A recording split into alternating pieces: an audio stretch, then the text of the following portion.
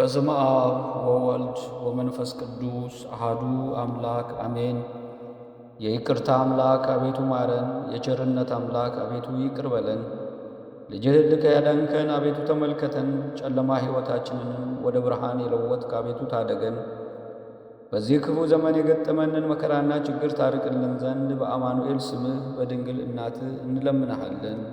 በጨለማ ለነበሩ አሕዛብ እንደ ነጋሪት ጮኸው መወለድህንና መምጣትን ስላስተማሩ ነቢያት ብለህ ከመዓት ሰውረን።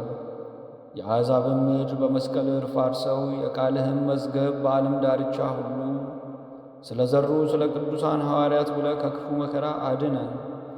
ድል ስለ ነሱ አምነው ንጹሐን ስለሆኑ ስለ ሰማዕታት ተኩላዎች ስለ በሏቸው ስለ መንጋህ ብለህ ይቅር በለን።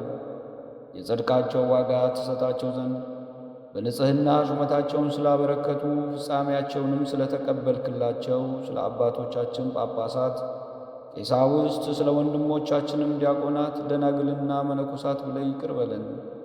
ይህንን ኃላፊ ዓለም ጠልተው በሰማይ ያለውን ሰርግና ክቡር የማያልፈውን ተድላ ስለወደዱ ዓለምን ስለ ናቁ ልጆች ስትል ይቅር በለን።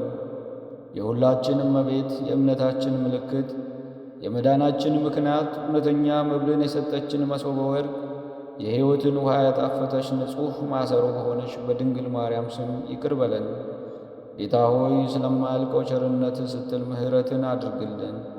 በዚህ ቦታ፣ በዚህ ጉባኤ፣ በዚህ ስፍራ በሀገራችንና በዓለም ሁሉ ምሕረትንና ቸርነትን አድርግልን። ቸር አምላክ ሆይ የደከሙት ይዳኑ፣ ኃጢያን ይጽደቁ፣ ንስሐ የገቡትም ይንጹ፣ ጻድቃንም ይጠበቁ፣ የተቸገሩት ይፈቱ፣ የተጨነቁት ይረፉ፣ ተክዘው የነበሩ ሁሉ መጽናናትህን ያግኙ፣ ያዘኑትም በአንተ ደስ ይበላቸው፣ ተስፋ የቈረጡትም ተስፋቸው ይመለስ። በአስከፊ ሕይወት ውስጥ ያሉ ሰዎች ሁሉ በምሕረት ዐይን ይጎብኙ። ጌታ ሆይ እየተሰማ እየታየ እየተፈራና እየተጠበቀ ካለው ክፉ ነገር ሁሉ ጠብቀን፣ ሕዝቦችህንም ጎብኘን። በቸነፈር በዋግ በአንበጣ በአረማሞ በተምችና በኩብኩባ በወባ ንዳድ በኤድስና በረሃብ ከመሞት ሰውረን።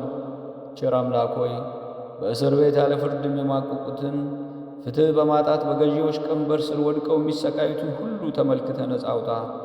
ምድራችንን እያናወጠ ካለው የዲያብሎስ አሰራር እርሱም ዘረኝነት፣ ደም አፍሳሽነት፣ ሽብርተኝነት፣ መናፍቅነት ታደገን።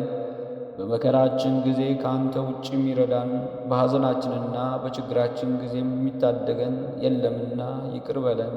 በአንድ ልጅህ በጌታችንና በመድኃኒታችን በኢየሱስ ክርስቶስ ስም ከእርሱም ጋር ትክክል በሆነ በመንፈስ ቅዱስ ስም ዛሬም ዘወትርም ለዘለዓለሙ አሜን።